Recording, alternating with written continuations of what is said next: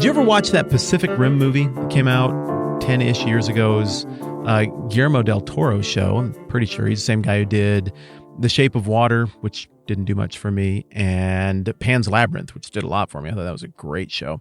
Whether you like this guy's movies or not, you got to admit the premise is always pretty stinking interesting, and Pacific Rim is no exception. There's this scenario where a bunch of monsters get teleported through some kind of portal in the deep ocean, and they do what monsters do, which is want to eat coastal cities, and then the humans have to come up with a way to fight back. And this is where I think the genius of it comes in. In Del Toro's Pacific Rim universe, the humans counter this threat by making big, giant robots that are big enough to go hand-to-hand, toe-to-toe with the monsters that want to eat the cities. But the robots are so big and require so much data processing that it takes two people to come together. They have to overcome their differences. They have to overcome their individual aspirations, and they have to agree that the most important pressing thing is that they slay this monster, that they deal with this really difficult threat, this problem in front of them. And in doing all of that, they get in sync. I mean, that isn't the term they use in the movie, I don't think, but they do this like brain link thing where together they can pilot this gigantic anti-monster robot. And so as they sync up and they do all these moves, then what they do on this little stage gets played out on this gigantic stage with the robot that they're in and that they're piloting. And of course, the beauty of the movie is not so much about defeating the monsters without, it's about defeating the monsters amongst us and getting to a place where we do set aside our differences to accomplish this greater, more important thing. And likewise, we get a scenario in Matthew chapter 18, verse 18, coming off of the very famous threefold set of instructions that Jesus gives for how to deal with sin or getting sideways relationally with people in church. We get done with all of that stuff. You get all of that business in verses 15 through 17. And then in verse 18, we get this very familiar concept. It says, I tell you the truth, whatever you bind on earth will be bound in heaven, and whatever you loose on earth will be loosed in heaven. And I think of those giant robots. I think they called them Jaegers in Pacific Rim. I think of those Jaegers, those giant robots. And what has to happen for those to work, once again, is two people have to come together and agree on what the bigger, more powerful thing needs to be doing. And then somehow there's a union between these two things. Now, some of you are like, oh, wow, this analogy is going to lead us straight into heresy. And my response to that would be, yes, maybe. My analogy is not perfect here, but this is a difficult truth to understand in the Bible because it looks like what Jesus is saying to his disciples as he's trying to explain to them how to make the life of this new family of faith function.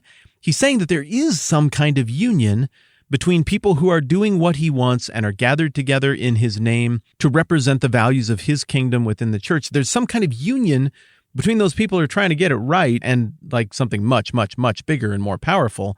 In this case, bigger and more powerful than a monster smashing robot, that being the God of the whole universe. On the most basic level, this isn't actually that hard.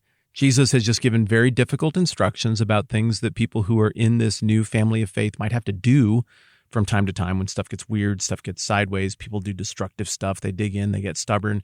Like some of you are going to have to confront this and you're going to have to represent the king and the values of the kingdom. And it's going to be hard and maybe not everybody will even be on board with it. But God is going to be with you. And that's why you get the language coming up in a couple of verses in verse 20 about if two or three come together in my name, there I am with them. So simple level, this is a hard thing, but God is with you and he's working through his church. But the more complex question is, how does that actually work? And how much authority does the church have to dictate to God what's going on in heaven? Now, you no doubt noticed that verse 18 of Matthew 18, the stuff about binding and loosing, sounds a lot like Matthew 16, where Peter gives his confession of Jesus as the Christ. And then Jesus turns around and says a bunch of really nice things to Peter. He says, blessed are you, Simon, son of Jonah, for this, that being his confession that Jesus is the Christ, the Son of the living God. For this was not revealed to you by man, but by my Father in heaven. And I tell you that you're Peter, and on this rock I'll build my church, and the gates of Hades will not overcome it. Cool, awesome stuff. And here we go. I will give you the keys of the kingdom of heaven, and whatever you bind on earth will be bound in heaven, and whatever you loose on earth will be loosed in heaven. That's pretty much verbatim what he says again 2 chapters later in the passage we're looking at today.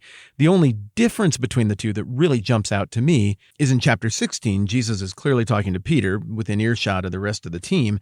And in chapter 18, Jesus doesn't specify that he's talking to Peter at all. It would seem that he's talking to anyone who might be a representative of the kingdom who finds himself in a position where they need to go through these 3 steps to resolve a sin or a problem in church. And so it looks like over the course of these 2 chapters, it looks to me like Jesus is expanding this authority to make it really clear that this binding and loosing thing, this is not limited to Peter alone specifically, but that this is something that the entire church is to do. Now look, elephant in the room, the Orthodox Church and the Catholic Church look at these passages and would say, hey, these are really important for our understanding of how the church works and for our understanding of the authority of the church and our understanding of how that authority even reaches into heaven and that God has our back when we excommunicate or when we offer absolution to someone who needs forgiveness.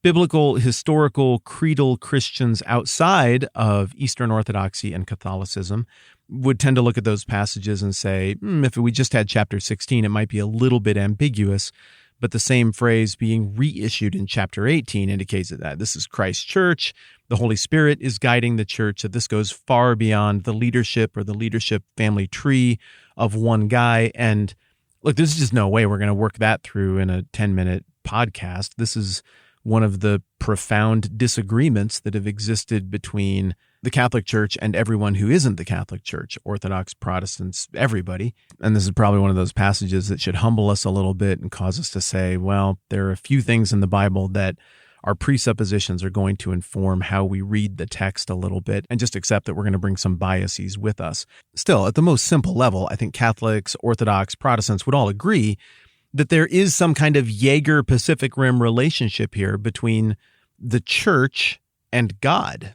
And that's trippy if we're reading this passage right. But what a great privilege, what a great investiture of trust this passage indicates God is putting in his church. That somehow God is going to use living, imperfect people in an imperfect institution to wade through these difficult situations and these difficult questions. And somehow, and I think this is a bit of a mystery, there is a union between these 2 or 3 who are gathered together and moving the mechanisms and moving in sync, and the much greater, higher power that is God, and that somehow this union, this cooperation between the two, never undermines the sovereignty of God, the decision-making of God, the role of judgment and justice that belongs entirely to God. But the passage indicates that somehow the church is participating in this difficult thing that is wholly owned by God. By definition, God is all-powerful and all-knowing and can be dictated to by no one. So I can't read this passage as him handing off authority and being like, well, you guys tell me how it is, and then I'll just have to do that. Further, there are obvious limits to this binding and loosing thing. I mean, 2 or 3 of us can gather together and try to control the Jaeger that is God and be like, I want it to rain Coca-Cola Classic, ice cold, directly into this glass for all of the world to drink at once. It is self-evident from nature and Bible that just because 2 people agree on something and then tell God how it is, it doesn't mean that he's going to do it. So clearly God has not forfeited any of his actual binding authority with this, but this union between the very finite and very small and the very big and the very powerful is on display here in Matthew 18 as it was earlier in Matthew 16. And I think this passage gives us a little bit more clarity on what that union looks like. But to really get it, we'll have to get into the next part of the passage, which is tomorrow. This Saturday, I'm doing a special bonus episode of the podcast with my friend and editor and musician, Jeff Foote. We're going to work through the best answers that we saw to the Jeff Foote musical Easter egg challenge that we just wrapped up here a few weeks ago. We got a ton of submissions from you with your guesses as to what Jeff's musical Easter eggs at the end of the first 400 episodes of the podcast might have meant. It's been really fun reading through those. We'll do a special episode on Saturday where we announce the winner. We have some fun and some surprises in store for all of that. So I hope you make a little bit of extra time to hang out with me this week. And even if you can't make it for the Saturday thing, we'll just keep rolling with Matthew as we get through this week and into next Monday as well. If you were still planning to submit a list of guesses as to what those Easter eggs mean, you've got a couple of days to do that, but by the middle of this week, I will have had to have made all of those decisions. So if you've been holding out, make sure to get that in right away. You can submit that or anything you want to at thetmbh@gmail.com. I hope things are going awesomely for you, and I look forward to hanging out again tomorrow. I'm Matt. This is the 10-Minute Bible Hour podcast. Let's do this again soon.